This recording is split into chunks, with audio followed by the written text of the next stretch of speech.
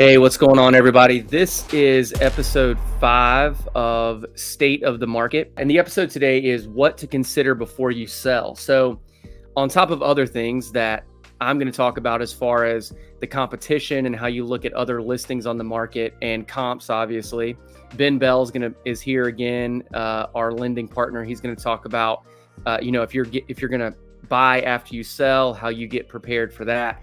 And then we also have a home staging expert with us today, Reagan Schlappy. She's with CEG Interiors, and she's going to talk to us about home staging and getting your home prepared to list. And I think she's going to give some advice also about what you can do to get your home ready to set it up on your own without having to hire a stager. So Reagan, thanks for being here with us today. Oh, thank you for having me. I appreciate it. Absolutely.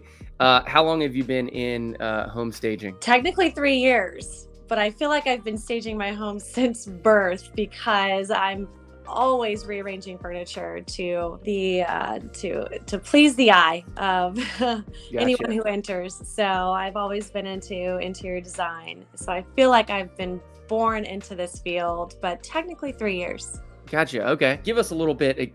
What would you say home staging is? If we're talking about home staging for a listing, what is staging? Home staging is preparing your home for sale, creating emotional connections for your buyer.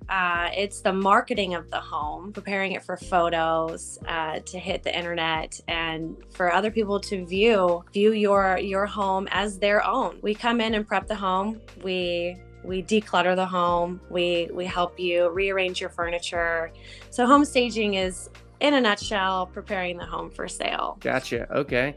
Would you say there is a more particular part of the house to focus on when you're staging, or a more particular thing to focus on when you're staging? I focus on the main living levels of the main living areas of the home, and the living room and the primary bedroom for the owner's suite. So I like to focus on selling that home for the owner to personally see themselves living, eating, sleeping, entertaining their guests. So I focus on those primary rooms. Gotcha. Okay. So do you think that right now in this market, now I know what I would say about this, but in this market, do you think it's still important for a seller to stage their home before they list? Yes, I do. Now, there might not be as many homes on the market right now, but it's still a very competitive dog-eat-dog world out there. You really want to set your house apart from any of the others, hands down, no matter what type of market you're in. And I think providing those emotional connections for your buyers so that they can visualize themselves in that particular kitchen, I saw myself entertaining my family at Christmas. I placed my Christmas tree in that room. You're creating those experiences for them. That way they are sold. They want that house over any other one on the market. Well, tell us a little bit about your process for staging. When you go into a house that someone is thinking about listing for sale, what does that process look like when you're walking them through what they need to do? Well, we can do this a lot of different ways. It depends on if it's vacant or occupied. So if I'm going with an occupied listing, I come in, we walk the home together. I start from the very first entry point.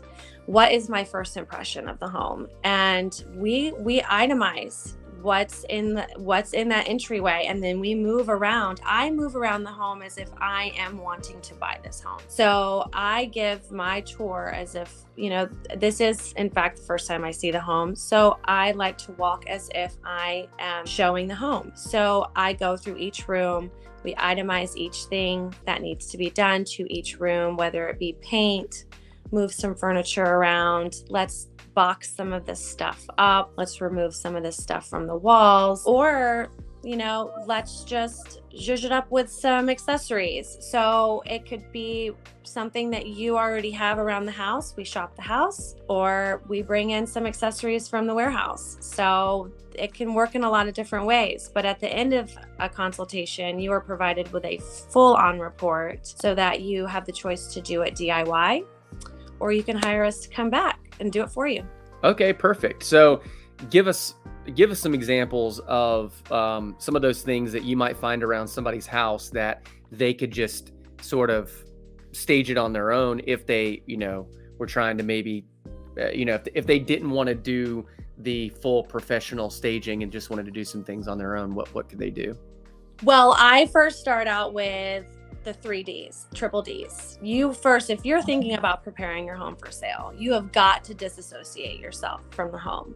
You have got to start looking at your home with fresh eyes. You've made a lot of memories. Yes, you've raised babies in this home.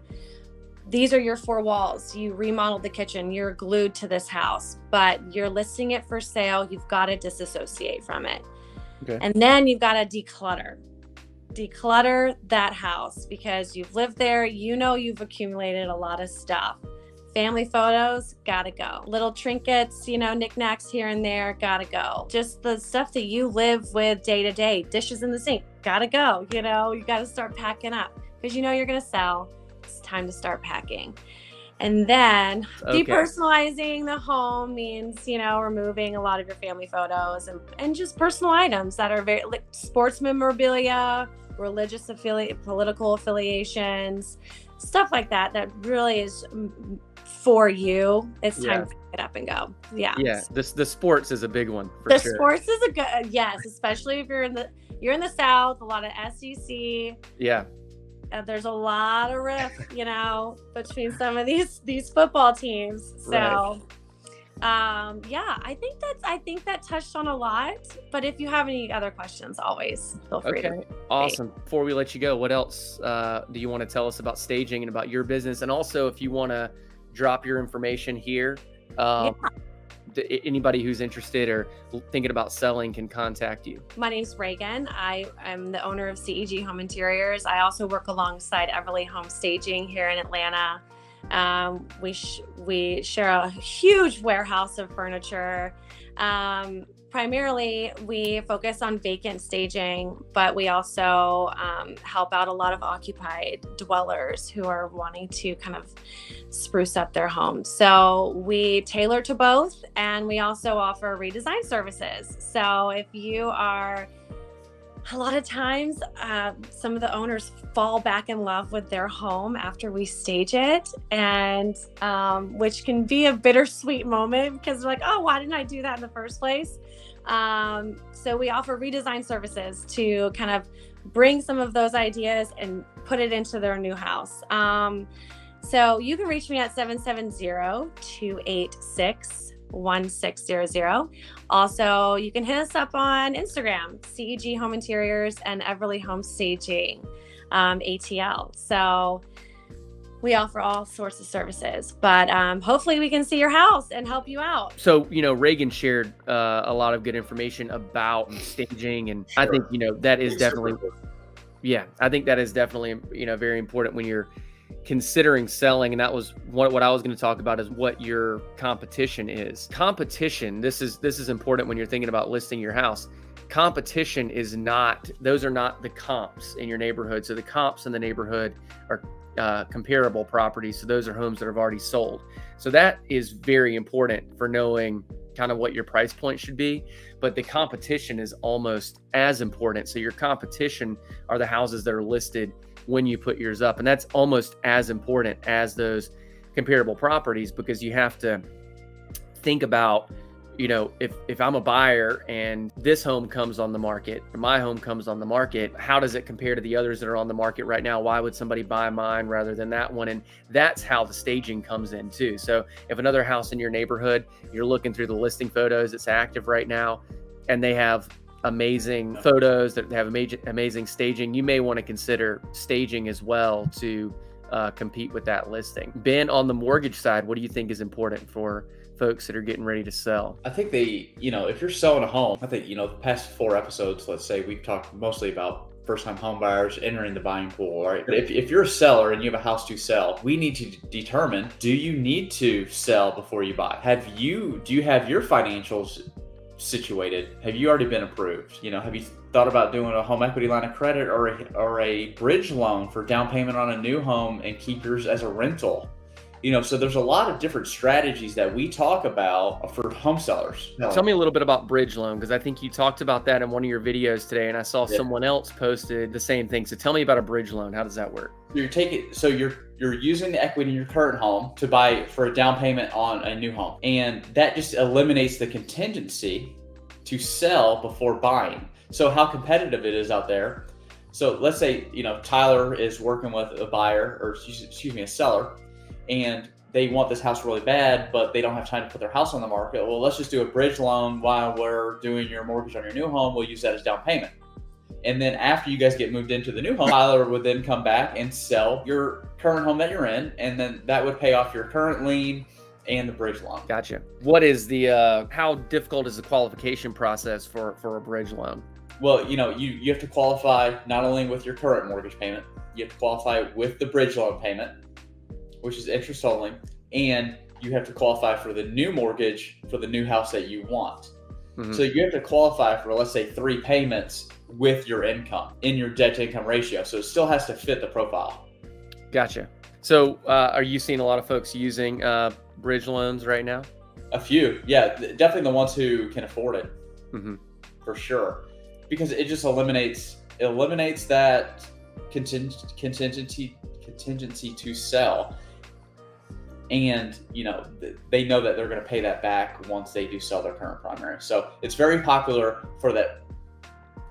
I would say for that higher price point where the borrower can qualify with those 3 payments, and they have plenty of equity in their home to support the equity bridge loan. Right. Okay. Yeah. I've seen a lot of people talking about the bridge loans lately. What else do you think when you're, what other kinds of, creative financing things that people use to try to avoid those contingencies that we talked about before, using a HELOC, right? Is that potential for someone to take some of the equity out to, there is, but if the bank knows that you're going to sell, sometimes they get a little funky if they want to give you a HELOC or not, right? Or if the house is already on the market, you can't get a HELOC if the house is already on the market, but you can get a bridge loan. Gotcha. Okay, so that's where I think the bridge loan is also cheaper to originate than a home equity line. Okay. Both are interest only, and both have to be paid back once that other house sells. I think I've done a few of those both ways, really. I've done the HELOC and the bridge loan. I think it all comes down to the individual. I think the bridge loan, as I said, it's a cheaper option. Gotcha. And I don't have anything else. I appreciate you being here with me again. Oh, next week, we're going to do this on Wednesday. So next week is a Wednesday edition. I think we'll do it at 4 o'clock still, because I'm going to be on a plane at 4 o'clock on Thursday. All right. Well, have a good one, dude. I'll talk to you later. Thanks again. Get it. Bye.